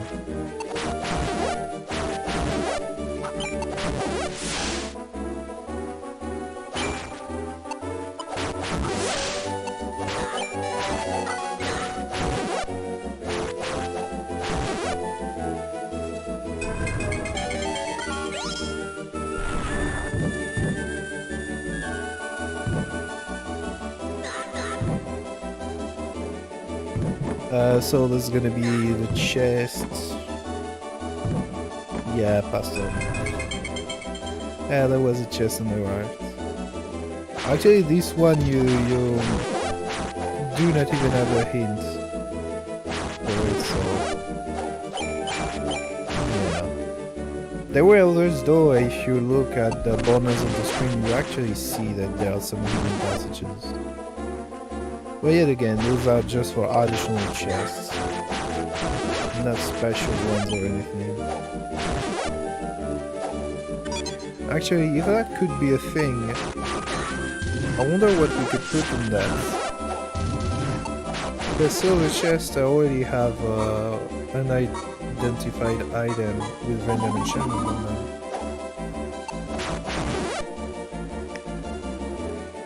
Yeah, that octopus is, well, with the stat that the player has, I think that the squid is done for.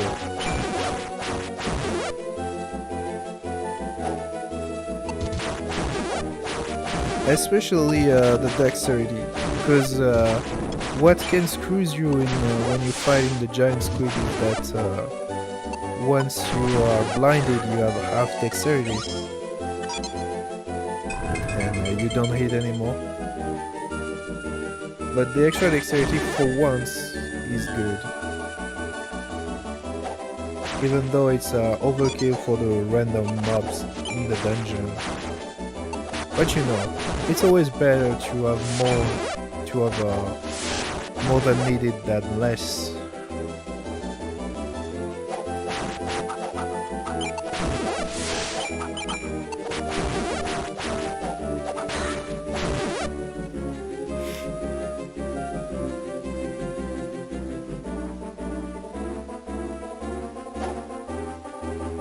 Yeah, I guess that visually you cannot know that you need to do a full turn. You can see that the player wants to discover the secret path, but yeah, they are not always obvious.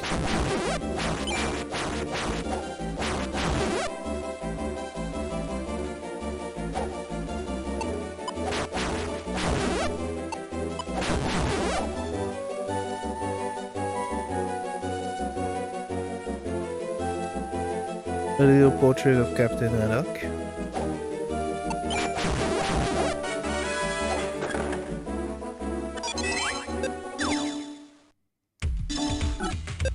Oh boy, going for sword level 5. If I... Well, I don't know how many times I've said that. If I remember, the player is gonna go for level 6. Interestingly, he won't go for level 7, but that might be because he feel that that was the max, whereas you actually have a 7th level into your skill. I mean, at this point you might as well, because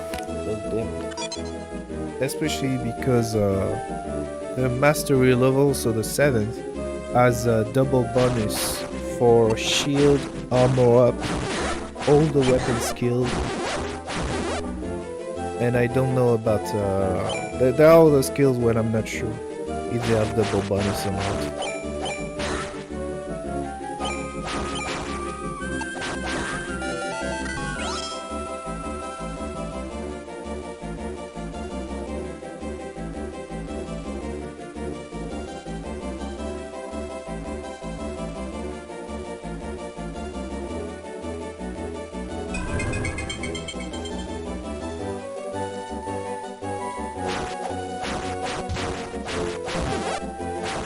So chest on the left, directly on the left. Oh, or is it? Because there's two screens that are that resemble that.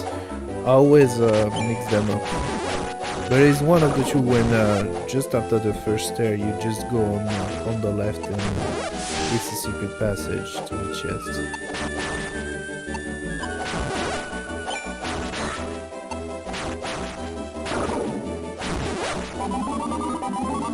Yeah, so all that armor doesn't change anything when it's spelled.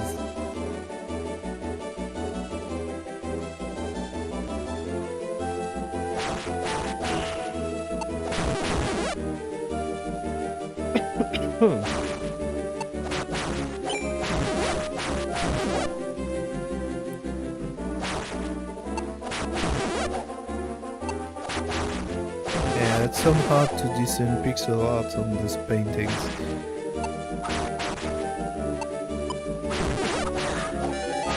So this is a hit-and-run strategy with charge attack that is far more complicated to use. If you ever want to go at some point into advanced mode, the enemies are move faster, attack faster, and of course they have more damage, more HP, more defense. They do not have more resistance, but that's the only stat that is not stronger. So that changes all your rhythm. And of course the spells that casted at higher levels.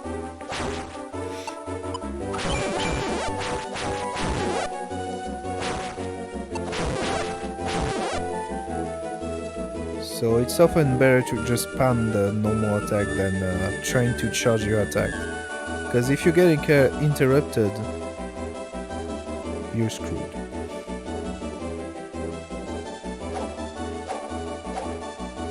Yeah, you can get paranoid when you have a game with secret passages like that.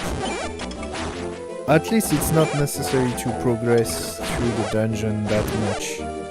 But there are other games when you need to check for every passages like that. And at some point you end up just clicking on every wall and every object of the environment. Yeah, so that's what I was talking about. In advanced mode right now, the I don't remember how they're called, but the eyeballs they would have been able to attack the player before the charge attack connects.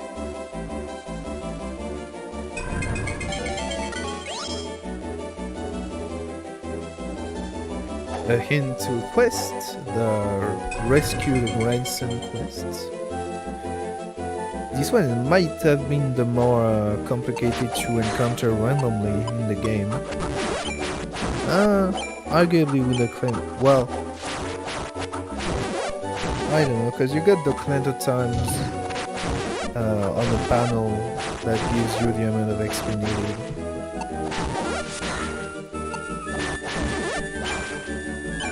So that hints you that there is a newspaper in the castle. But other than that, the location is pretty random.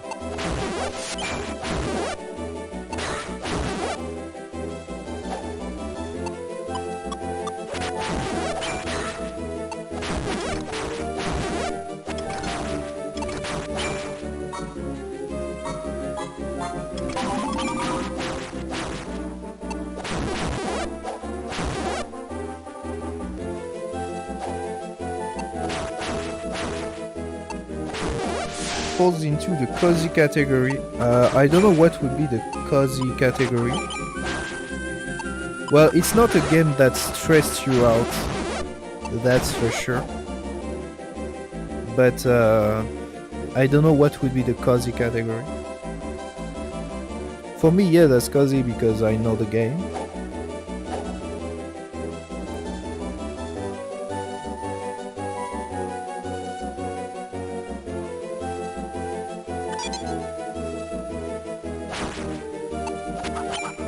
The player will have take some time to find the tomb to open the door.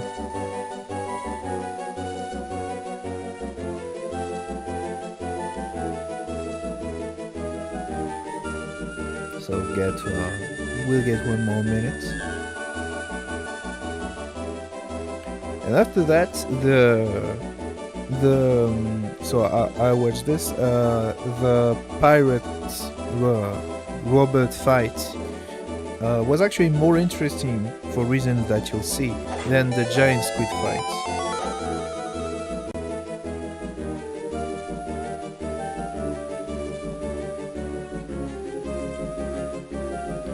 So there we go. Favorite kibosh line incoming. That I remember.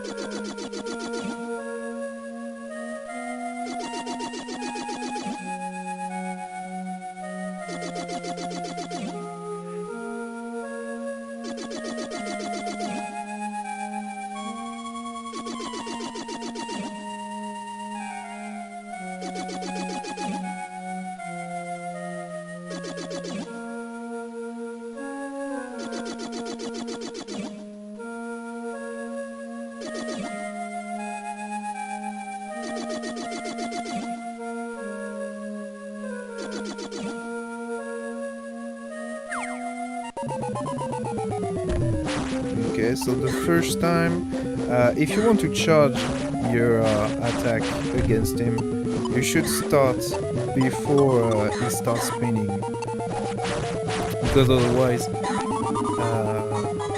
you're gonna lose some speed to evade his attacks. So we'll have to wait just a tiny bit, but the positioning after that is gonna be very interesting. So there you go, the dash. And something that I never do after that is keeping him into this position. And the player will do it probably not on purpose, but he will go behind that wall up to the stairs, and that's actually a nice positioning because you are considered next to Robert. He always spins instead of changing position. But his spins doesn't affect you. So it's funny, that's a cheap position to get him. Not that you really need it, but it's a nice find. So props to the player for finding that.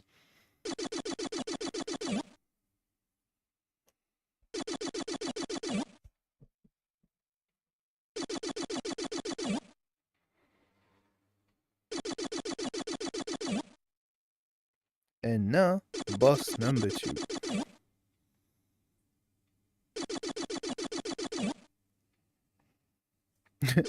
I always like how he said, "Can you finish off this squid for me?" Like the squid was hurt or anything. Hey, Robert. You just got owned by the squid. You did no damage to it.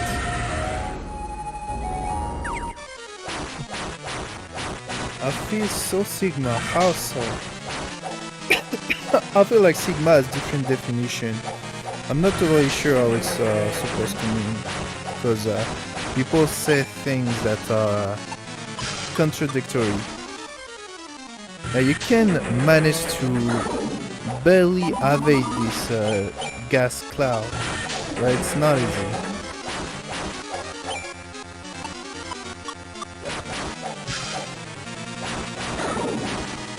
Now that's what I was saying. Even while blinded, the player still has enough dexterity to still eat. So that's nice.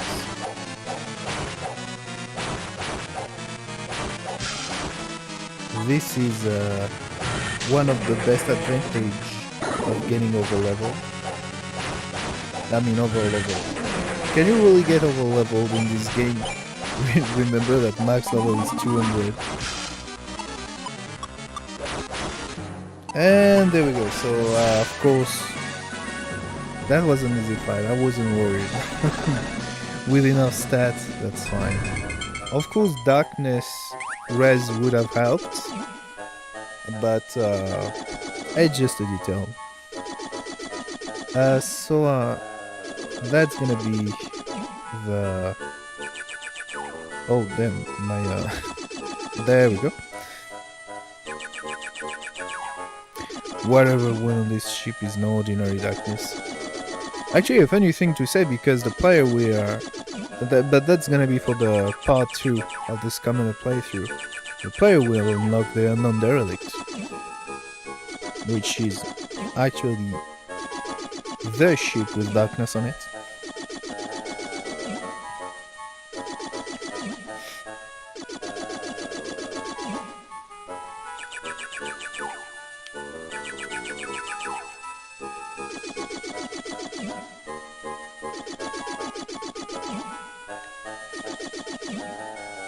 You only live once. Also, he said after asking us to go against countless enemies, wherever.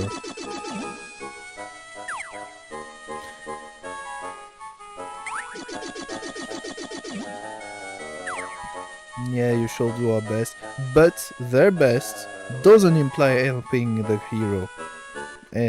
What can you do?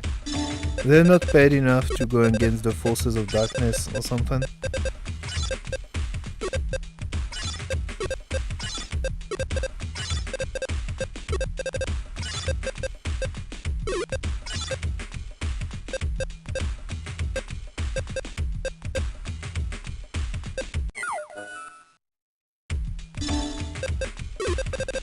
Okay, so well, it looks like it's just a little bit of shopping.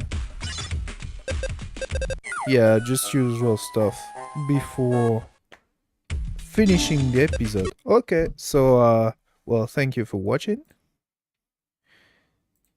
It was nice to do this exercise after a long time. I'm gonna do part 2, I don't know when, but I'm gonna first check if the playthrough is really totally over, like I think that Chaos Castle is done. I don't know about Chaos. But well, anyway, thank you for watching. Thank you for participating in the chat, and I'll see you another time for yet another playthrough, be it commented or played by me.